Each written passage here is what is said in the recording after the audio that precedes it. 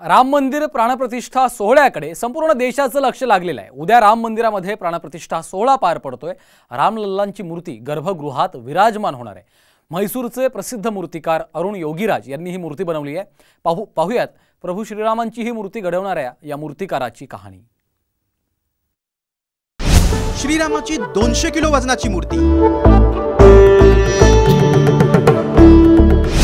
अरुण योगीराज यांच्या मूर्तीची निवड।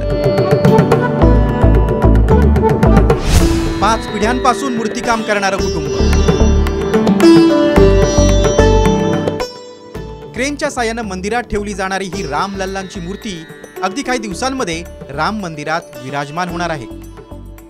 सुमारे 200 किलो वजनाची मूर्ती बनवण्यासाठी मागील काही महिन्यांपासून मूर्तिकार झटत होते।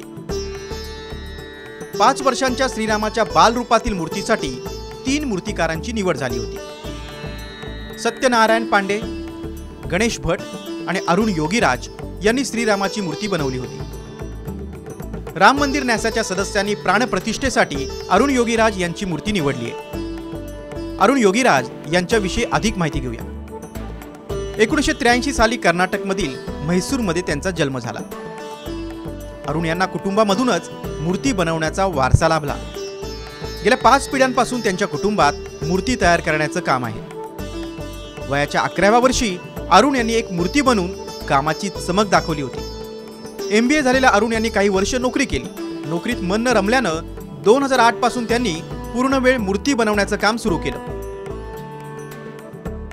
प्रभू श्रीरामांची मूर्ती बनवण्याचं निमंत्रण एप्रिल महिन्यात त्यांना मिळालं। तेव्हापासून ते या मूर्तीवर काम करत होते। पण हा सगळा काळ सोपा नव्हता।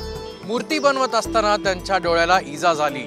काम करत असताना त्यांच्या डोळ्याला एक दगड लागला आणि त्यानंतर त्यांच्या डोळ्याचं ऑपरेशनही झालं। ऑपरेशन होऊन सुद्धा त्यांनी काम थांबवलं नाही। मूर्ती पूर्ण झाली, त्यांच्या कामाला यश आलं आणि फळही मिळालं। आणि ते फळ म्हणजे अयोध्येतील राम मंदिरात विराजमान झालेली ही प्रभू श्रीरामांची मूर्ती। अरुण यांनी फक्त श्रीरामाची मूर्ती बनवली असं नाहीये। देशभरात अनेक मूर्ती बनवण्याचा विक्रम त्यांच्या नावावर आहे। नवी दिल्लीतील इंडिया गेटवर नेताजी सुभाषचंद्र बोस यांचा 30 फुटांचा पुतळा साकारलाय।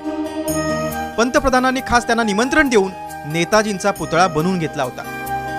केदारनाथ मधील आद्य शंकराचार्यांची 12 फूट उंचीची मूर्ती देखील अरुण यांनी साकारली आहे। डॉक्टर बाबासाहेब आंबेडकरांची 15 फुटांची मूर्ती त्यांच्याच हाताने तयार झाली।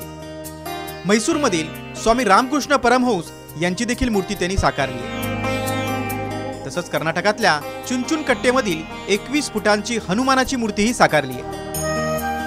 अयोध्येतील राम मंदिरात फुल न फुलाची पाकळी म्हणून सेवा घडावी अशी प्रत्येकाची इच्छा आहे। अरुण योगीराज यांना तशी संधी मिळाली। मूर्तिकामात व्यस्त असल्यामुळे काही महिन्यांपासून ते कुटुंबाला देखील भेटलेले नाही। देशभरातील भाविक जेव्हा श्रीरामाच्या मूर्तीचं दर्शन घेतील तेव्हा अरुण यांच्या डोळ्याचं पारणं फिटल्याशिवाय राहणार नाही। प्रमोद जगतापसह अक्षय बडवे, साम TV न्यूज, अयोध्या।